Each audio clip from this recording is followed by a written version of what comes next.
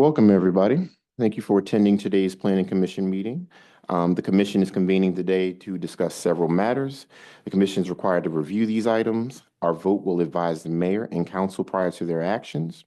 The bills on our agenda will also be reviewed at various council committees and city council itself, where the meetings will be held publicly and open to comment.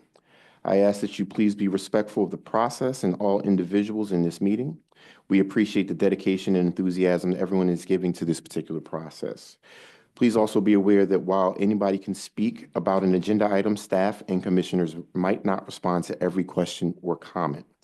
During public comment, please only speak to the agenda items that are being reviewed at that time. Please do not restate comments or questions or other members of the public that other members of the public have already commented on. The commission may request that comments from the public be limited in time so that everyone may have a chance to participate. And finally, I also want to take the time to thank the staff for putting these meetings together. I'll now call the meeting to order and hand it back to the staff to start the meeting. David? Thank you, Chair, and good afternoon, everyone. David Fecto with the City Planning Commission, here with an important safety announcement.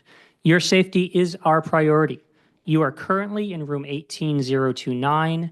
In an emergency, please listen to the announcements on the loudspeaker, which will provide safety information. If you do not hear an announcement, please follow the directions of security officers and city planning staff. There are two doors along the side wall to your left. These doors lead to the elevator lobby. If an order is given to evacuate this room, the nearest stairway is to your right once you reach the lobby. Follow the exit signs to reach the stairway. If an order is given to evacuate the building, the rally point is Love Park. Please remain at the rally point so that we can account for you. Restrooms are in the lobby across from the elevators. And now we'll turn the meeting over to Meg Kavanaugh, our moderator, for a few rules about today's meeting. Can you hear me? Okay. Welcome to the February 19th, 2026 Philadelphia City Planning Commission meeting. I'm Meg Kavanaugh with the Planning Commission staff here to review some brief housekeeping procedures for today's meeting. During the meeting, each agenda item will be presented by a member of the Planning Commission staff. Following each presentation, the chair will ask the commissioners for questions or comments. The chair will then ask the audience for questions and comments. After that, the commissioners will finish their discussion and vote. If you would like to speak during an agenda item's public comment period, click or tap the raise hand button on the menu bar on the bottom of your screen at any time during that agenda item. You will be called on by the chair and have the opportunity to speak to the commission and the audience. If you're calling into the meeting by phone, you can press *9 to raise your virtual hand to speak. Please use the Q&A function only if you have questions about the meeting process. Please do not use it for testimony. This meeting is being recorded and will later be posted to our website. If you are in our audience in person, please come to the table when the chair asks for public comments. Write your name on the paper provided, turn on the microphone, and speak to the commissioners. Thank you for joining us today, and now I'll turn the meeting over to Jesse Lawrence, the commission chair. Thank you so much, Megan. Before we begin today's agenda, I want to take a moment to honor the memory of our colleague, friend, and fellow commissioner, Joe Cernick, who passed away last month. Joe was not only a valued member of this commission, but he was a true champion to the city of Philadelphia. His dedication to his life in engineering and public service is to be remembered. Joe was a proud graduate of the Drexel University, where he spent many decades improving the city, where he's actually spent time in Philadelphia, spent decades improving the city's infrastructure and shaping its future. Many of you know him for his leadership at the Schuylkill River Development Corporation, where he transformed our riverfront into a vibrant destination for both residents and visitors. Joe's vision and commitment brought some new life to these spaces that once were overlooked, creating some places where people could gather, connect, and enjoy the beauty of our city. Beyond Joe's professional accomplishments, he was known for his warmth and generosity, but he was more so known for his unwavering dedication to making Philadelphia better. And it's here at this table where his insights enriched our discussions, and his presence always reminded us of why this work was important, why it matters. So on behalf of the commission, we do extend our deepest condolences to Joe's family and his loved ones. His legacy will certainly live on in the projects that he championed and the countless lives that he's touched. And at this moment, I invite everyone to just join me in a moment of silence to honor his memory, please.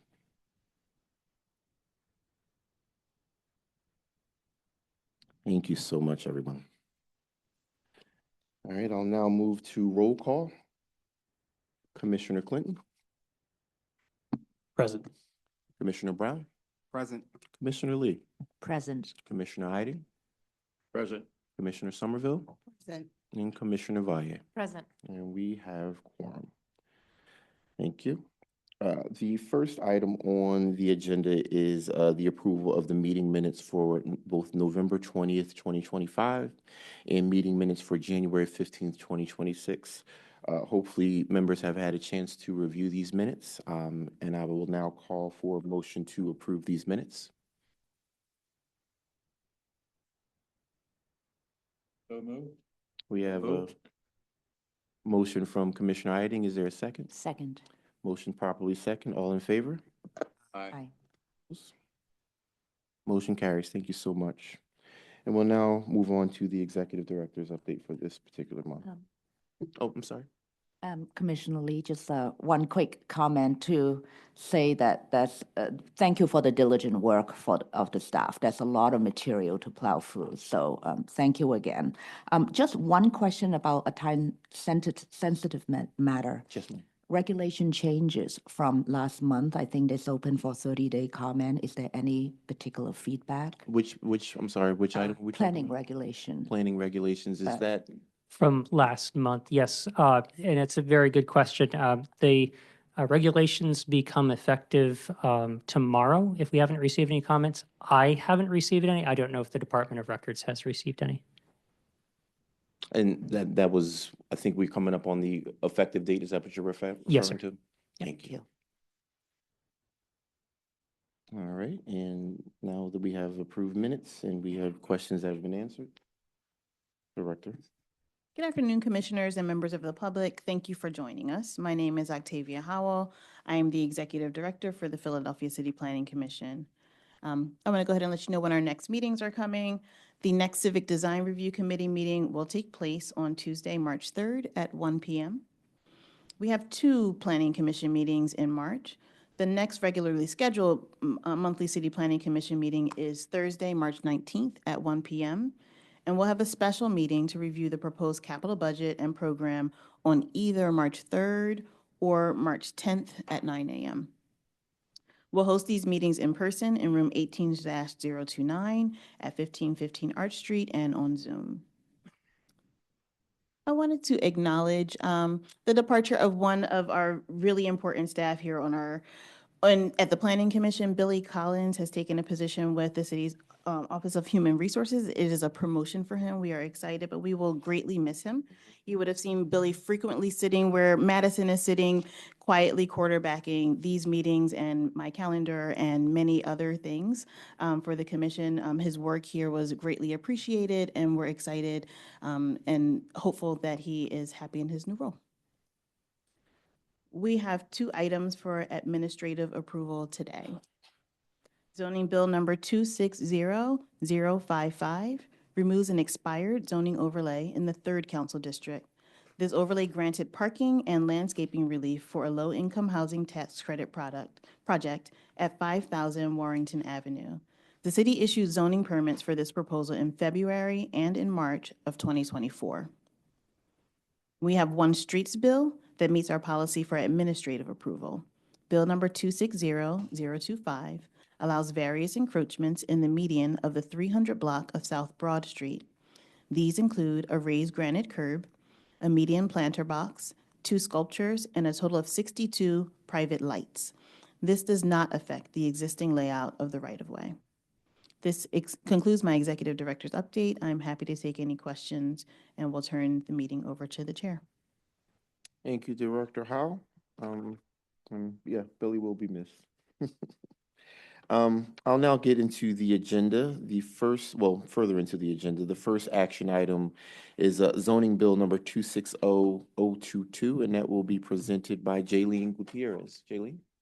Hi, everyone. I'm Jaylene Gutierrez with Planning Commission staff, and I'm going to be presenting zoning bill 260022 to amend the Philadelphia zoning maps by changing the zoning designation of certain areas of land located within an area bounded by Main Street, Ridge Avenue, the Wissahickon Creek, Kelly Drive, Falls Road, the Schuylkill River, and Dawson Street Extended.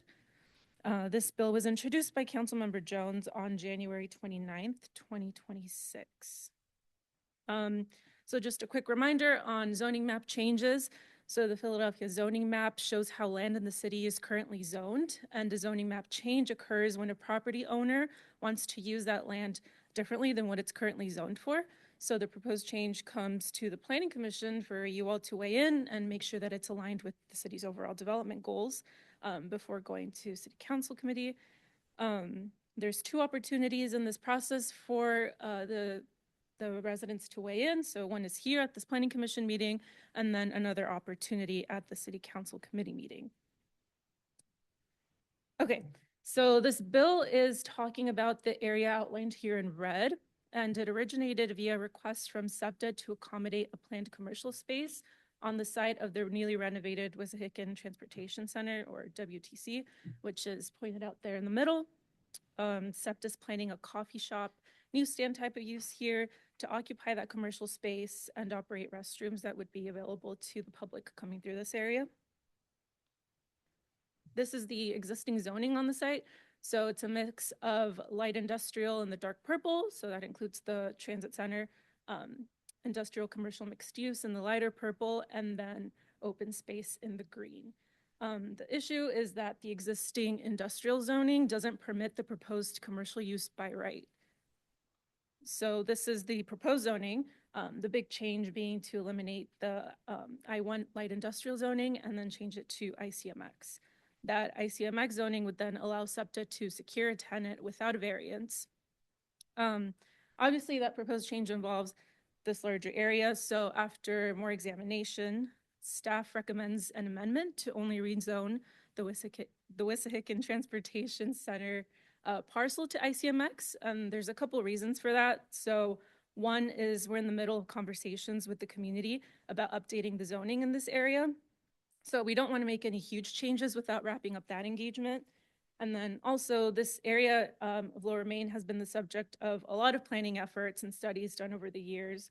One of the main ones being the Wissahickon Gateway Plan that our staff has been heavily involved with. And the rezoning of the transit parcel is one of the final pieces of this plan.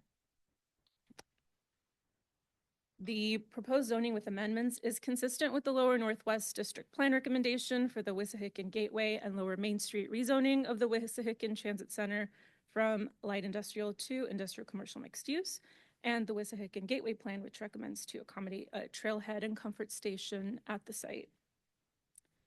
So staff recommendation is approval with amendments of Zoning Bill 260022, and I'm happy to take any questions. Thanks so much, Jaylene. So we have a staff recommendation for approval with amendments for zoning bill number 260022. Are there any questions from the commissioners on the recommendation as presented? Question. Jaylene, did you say the conversations with the community are happening or haven't happened yet? They're happening, yeah. Okay. Any other questions? Just a point of clarity. I think the agenda has that the council member introduced this on the 22nd. I believe you said the 29th. So let's just make sure I did say the 29th. Yeah. So- The agenda says the 22nd. So let's just make sure we correct that for the record. Okay. All right, thank you. Any questions from the audience in attendance on this particular item? Creating Oh, sorry. retail is a positive for all transportation centers, and it added security for traffic, small businesses, economic development. Is there something that the agency would consider for all transit centers to have this mixed use, or create something that is more a wholesale change rather than just this district, so that it's not piecemeal going forward? Right. I wouldn't know about the plans for the other transportation centers. I know for this one, since the Gateway Plan is what's guiding the development and the update around this was part of that plan. I do know that there is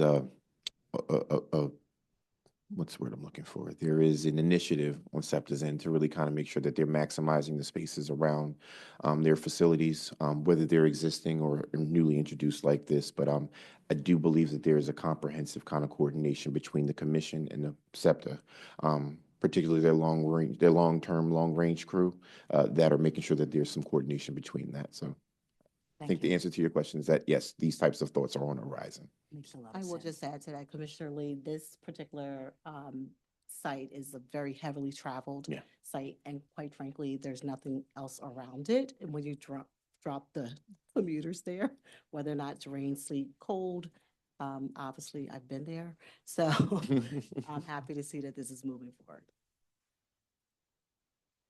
Hopefully that was helpful, Commissioner. Yeah, Yeah. makes a lot of sense. Any other questions from commissioners? Any questions from the audience? Seeing none, are there any questions online, Meg? All right, well, again, we have a staff recommendation for approval with amendments. Is there a motion to accept the staff recommendation? Motion to accept the staff recommendation. I second. All right, and I will now call roll. Commissioner Clinton, Aye. Commissioner Brown, Aye.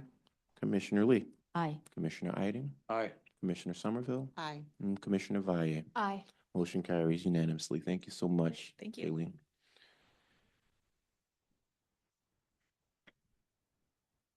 All right, the next item is action item for zoning bill number 260074, and that will be presented by Michael Gall. Hey, Michael. Good afternoon, Chair, Commissioners.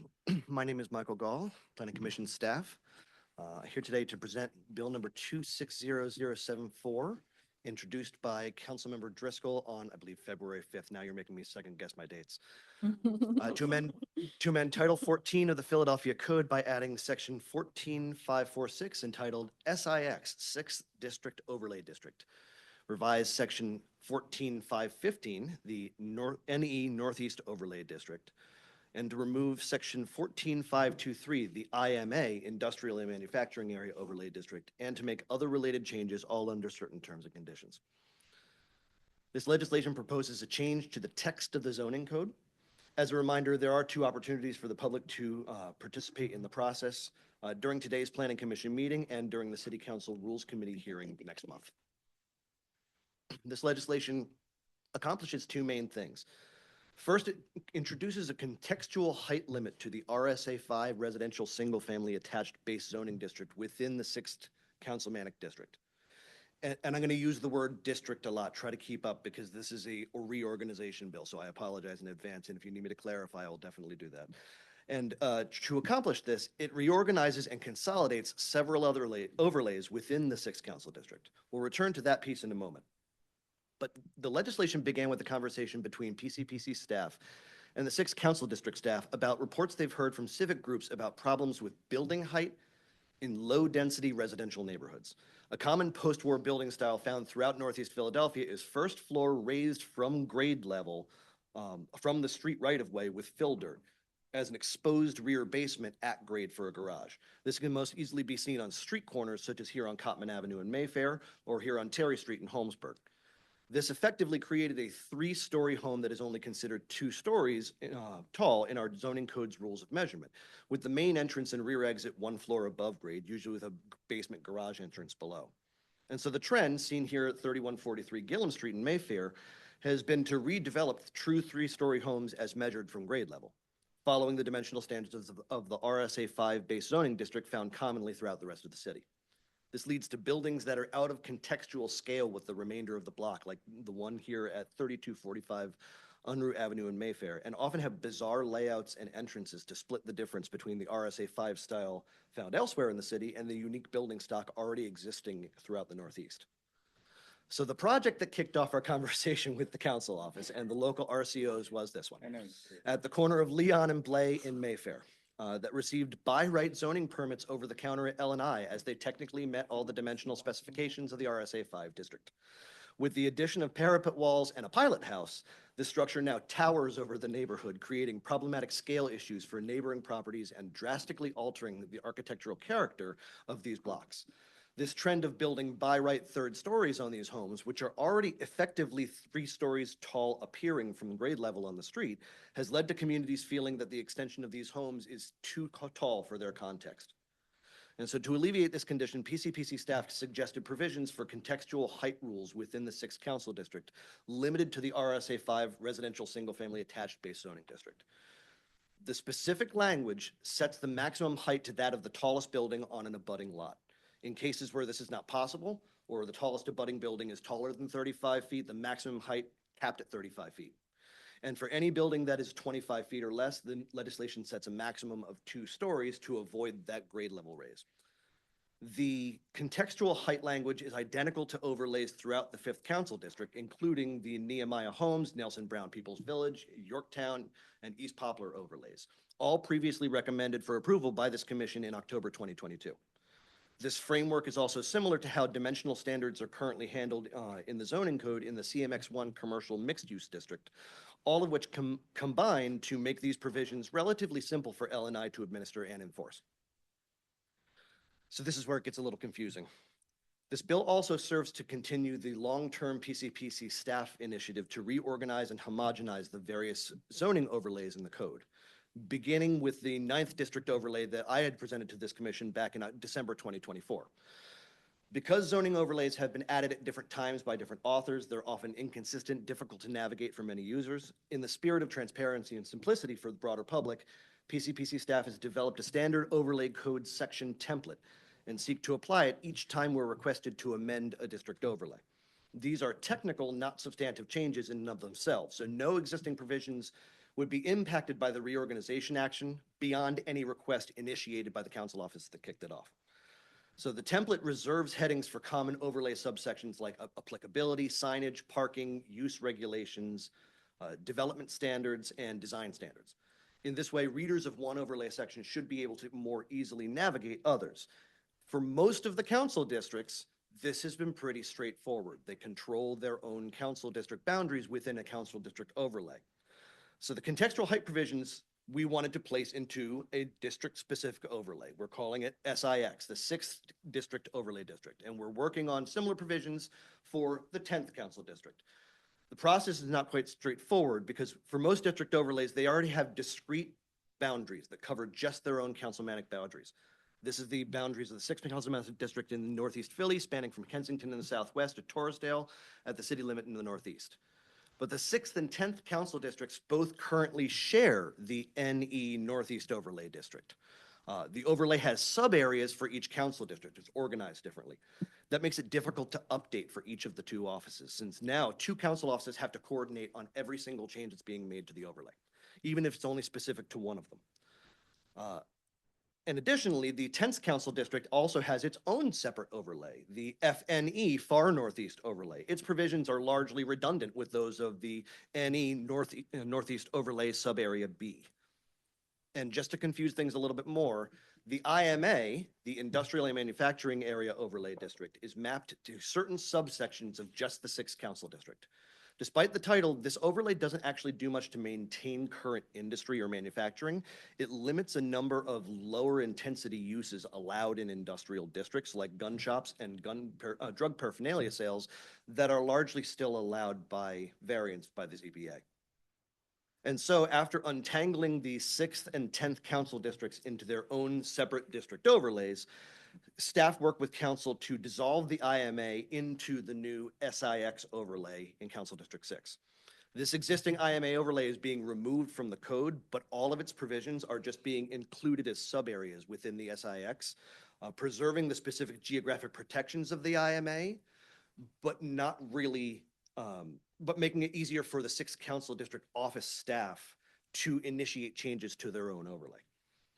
And so to recap, because this is both a technical bill of reorganization and a substantive bill for one height change, this legislation takes 2 actions. First, it reorganizes the overlays in this area to separate out those that only apply to the 6th Councilmanic District, extracting sub-areas from both the Northeast and the IMA overlays to create 6. Into this new 6 overlay, the aforementioned contextual height limits were placed. So this is consistent with a number of provisions of the comprehensive plan. Specifically across the citywide vision, you see urban design standards that call for the commission to preserve access to public light and air by managing and shaping the mass, height, and bulk of new development. It talks a lot about context-sensitive design along city streets, and this is specifically a contextual height limit. And developing wide and broad design standards for public streets and spaces based on those neighborhood contexts. And so for Bill number 260074, staff recommendation is for approval. I'll have you take any questions. Appreciate that, Michael. Are there any questions? We have a staff recommendation for approval for this particular zoning bill, 260074. Any questions or comments, or points of clarity needed for the commissioners? Quick question. If the boundaries of the council districts were to change, do the overlays change with them, or is it as? That is an excellent question, and it's one of the reasons we're doing this, because a lot of the council district overlays list out boundaries rather than calling out the council district. the council district. So that is one of the things that the council staff specifically asked us about, and when we did the call with them to kind of discuss this, was can we move away from that, because it's stung us a couple times in the past where a constituent believes they're on one side of the line and it turns out we've been giving them wrong information. So this makes it a lot easier to make sure every time that there is a redistricting that it goes along with the council district. And I think it's a really good question. I mean, particularly the 6th district, some of those boundaries are just not very straightforward at all. So, thank you for that. I just have a point of. Commissioner clarity. Somerville? IMA, the industrial manufacturing area, is this still protecting it, or you're saying? So none of the provisions actually change. So those provisions are just basically being moved into the new 6th district overlay as sub areas. So the geographic restrictions are still in place. Council staff did express an interest in discussing whether they need to be updated, but they said we don't necessarily need to do that with this action. This is just a reorganization action when it comes to that overlay. Any other questions from the commissioners? Commissioner Lee, a quick question about how many RCOs are actually affected in this work, and have they been looking at it as well? So this was initiated by Mayfair.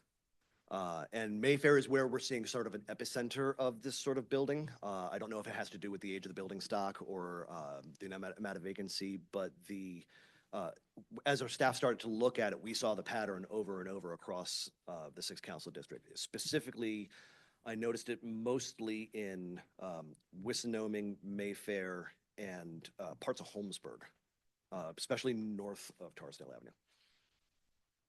To piggyback off that, Michael, do you see that this is, I mean, you kind of named Mayfair as the epicenter, but do you see this kind of citywide? Is that a question you can answer at this point? Like, do you?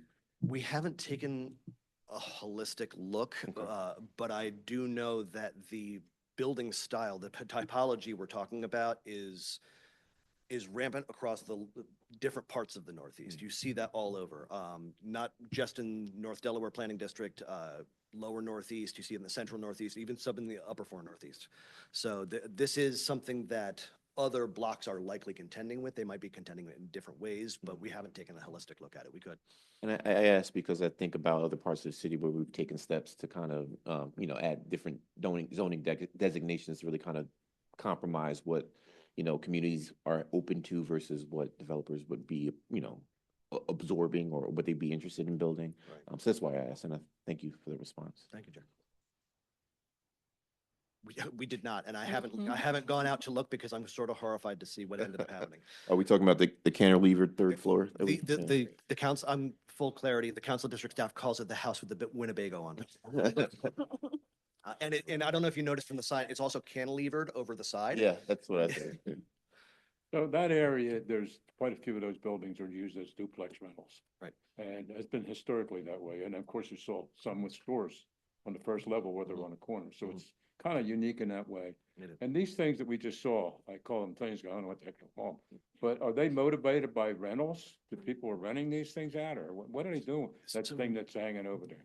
The way it was put to me by the Mayfair bid staff was that they are seeing this and they're hearing about it, but they don't actually know the owner. So they don't know the nature of what's going on. They're just seeing a lot of replacement of what appear to be 2-story houses with 3-story houses effectively from the street.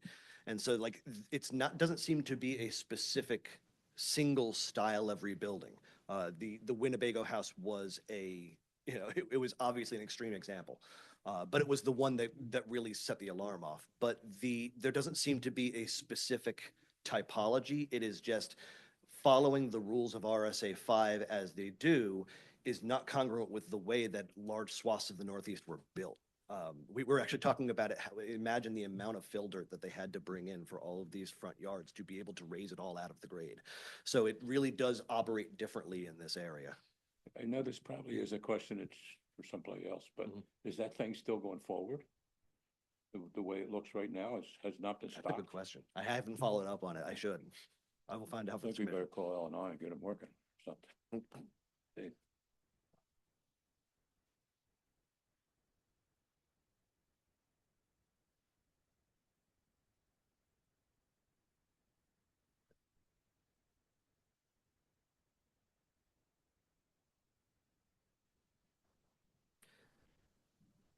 Right.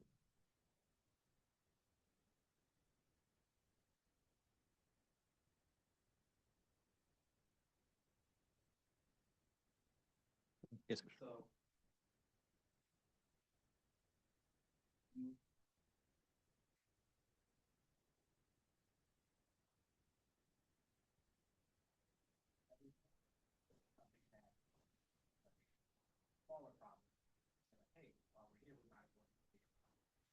This began with a council office request, and we started to take a holistic look.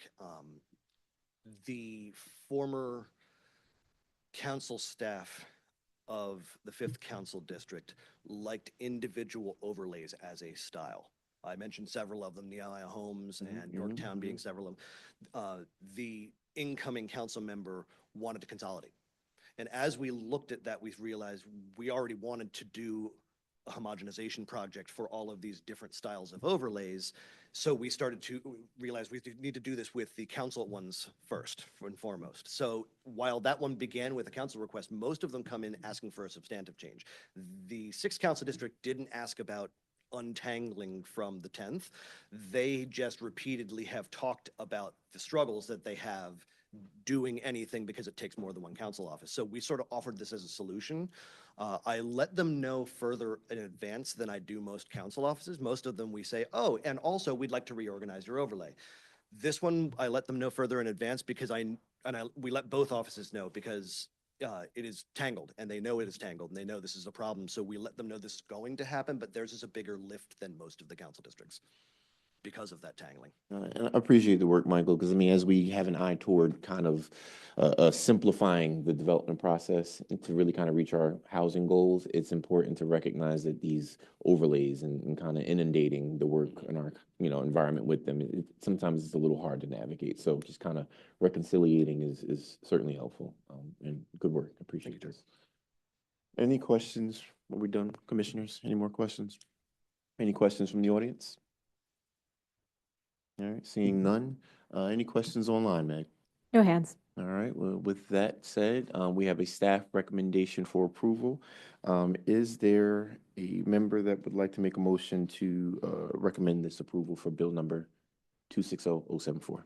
Motion to accept staff recommendation. We have a motion from Commissioner Brown. Second. Properly second from Commissioner Lee. I will now call roll. Commissioner Clinton? Aye. Commissioner Brown? Aye. Commissioner Lee? Aye. Commissioner Iding? Aye. Commissioner Somerville? Aye. And Commissioner Valle. Aye.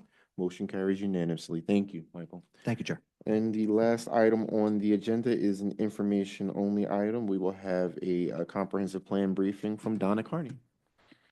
Hey, Donna. Hey, good afternoon, Commissioners. My name is Donna Carney. I'm the Director of the Citizens Planning Commission here at the Planning Commission, and I'm very excited to provide you an update on our comprehensive plan in about 9 minutes, but don't hold me to that. Okay, just a little refresher. The comprehensive plan is a reflection of a collectively shared vision for the future of the city. The power of the plan is in the goals, recommendations, and policies that can make the vision a reality. The plan and updates are developed by Planning Commission staff together with residents and many stakeholders. The plan is adopted by this commission. On a day-to-day practical basis, the plan serves as a reference to inform and support decisions about public and private project funding, the city's capital program and budget, recommendations to the mayor and city council on legislation, and establishing priorities for intergovernmental collaborative work. Our current comprehensive plan is called Philadelphia 2035, which was the first plan since the plan of 1960. This plan included 2 phases: a citywide vision that set forth big ideas and goals applied across the city. This phase also included a 5-year-long overhaul of the city's zoning code. Many of you remember that, and the establishment of the Citizens Planning Institute. The citywide vision was adopted by this commission in 2011. The second part of the process was the creation of 17 district plans, which had shorter 10-year timelines for implementation. Those have a more local focus and are geographically specific. As you all know, staff recommendations frequently reference both the district plans and the citywide plan. I just mentioned that our district plans have a 10-year timeline. It's a planning convention that citywide comprehensive plans have a 25-year timeline. That's why our current plan, begun in 2010, is named PHILA 2035, and why our update, begun in 2025, is named Philadelphia 2050. So why are we doing an update? Another planning best practice is to update plans at least every 10 years, and a lot has changed in the city since 2011. The pie chart on the right shows topics that are recommended to be included in comprehensive plans by the American Planning Association. So we're adding topics that are impacted by physical development. The world of public participation and equitable engagement has also changed quite a bit since then and is shaping how we're going to be approaching the planning process. To address the larger scope of issues that a comp plan should include, we're organizing the content into these general 7 topic areas while hoping to also show the interconnectedness of all recommendations. The list of topics here, equitable economies, transportation, culture and tradition, housing, neighborhoods and shared spaces, climate, and health and safety are the names right now, but they are subject to change. Here's a high-level timeline for the project. This is driven by engagement. After several years of pre-planning, we are now in phase 1, the visioning phase of the plan, where we are collecting big picture wishes and priorities from Philadelphia residents. In a few slides, I'll show you more specifics about our engagement methods. And then in phase 2, we'll report back on what we heard, the major themes and priorities to do further research on. The phase 2 survey will be a deeper dive into specific topics that need more feedback. We'll convene focus groups with subject matter experts to learn more about priorities in crafting our recommendations. And then in phase 3, the final phase, we'll release the draft plan recommendations and get feedback on how well they represent all the data we've collected. The final plan is not, I'm going to put that in air quotes, is not the end of the planning process. While we are shooting for this deadline, we're also aware that sometimes timelines move with a project of this magnitude. We'll be continuing to work on deeper dives, either on specific topics or specific geographic priorities. We hope to release this plan in the spring of 2027. Between phases at the bottom, the orange arrow, we're showing feedback loops that include internal data analysis, and that is where we are right now. Analysis. Analysis generally falls into these 3 buckets. First, review of existing plans. We're doing an assessment of all Philadelphia 2035 recommendations and other city plans, including community plans. We're not abandoning Philadelphia 2035, but looking at what recommendations are still valid, which ones need updating, and which ones have been implemented and could be removed. This includes review of district plan focus areas. Planning analysis includes targeted land use surveying in areas of the city most likely to change, existing conditions analysis, and in-depth research in those 7 topic areas. Community and stakeholder input, that's the next thing I'm going to provide an update about. In addition to citywide general engagement strategies, we have 3 additional stakeholder groups we're engaging with. Our external partners, steering committee, and community partners represent the interests of everyday Philadelphians, especially residents who have not been on the planning table before, to make sure the plan reflects what we are hearing and interpreting as priorities. The Exchange Committee is composed of our sister agencies and departments who will be promoting and doing all the implementation work of the plan recommendations. The steering committee has been meeting with us for several years to help us think through the scope of this plan update, engagement principles, and communication strategies that should be guiding and informing our work. How should we be talking about this work in order to reach residents from all demographics and interest groups? Community partners. This is a completely new model for engagement for us, but is a model we've seen leveraged in other cities' comprehensive plans with great success. Our steering committee also endorsed this approach. On this slide, you see 8 partner organizations who are working with us for an 18-month period and are being compensated for their leading engagement in their communities. Over 60 events so far. They will be helping us analyze findings and think about how the plan can advance the goals. Our exchange committee. And we're meeting proactively with an exchange committee, our internal partners, to help us understand each department's priorities and how the plan's goals and recommendations will support and reinforce their implementation work.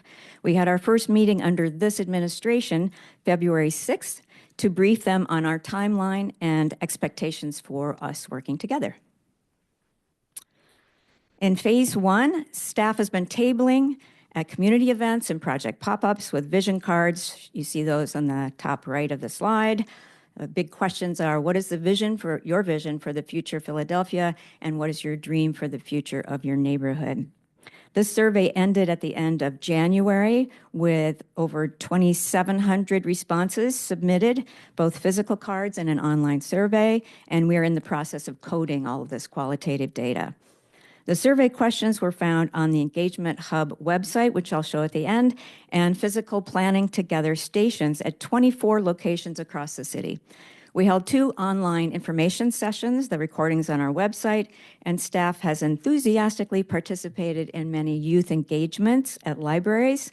And at the bottom you see we had just concluded applications to, or submissions to, our Philly in a Photo contest for teens and young adults, with over 130 entries. So we're excited about that. Planning together stations. These stations are distributed, as I mentioned, across the city, with most located in libraries and rec centers, locations that are natural gathering points for communities. The locations were selected based on mapping low digital access. New surveys will be available at the stations at the start of each engagement phase. And finally, the Philadelphia 2050 project has 2 websites. The phila.gov website with general project overview info, as well as blog posts with more information, and the online engagement hub, phila2050plan.org, includes information on events. We'll have all our surveys and engagement opportunities for the duration of this project. And you can go there to read more about our community partners. That concludes this information-only presentation. Any questions? Thank you so much, Donna. Very exciting to be embarking on this update. Any questions from the commissioners on the information presented today? Any questions from the audience? Seeing none, are there any questions online, Meg? None online. Thank you so much, Donna. Okay. All right, well, that concludes our agenda for today. If there's no other new business or old business, I will now call for a motion to adjourn. So moved. We have a second. Second. Yeah, right. All in favor? Aye. Those opposed? There we go. Thank you, everybody, for your time. Thank you.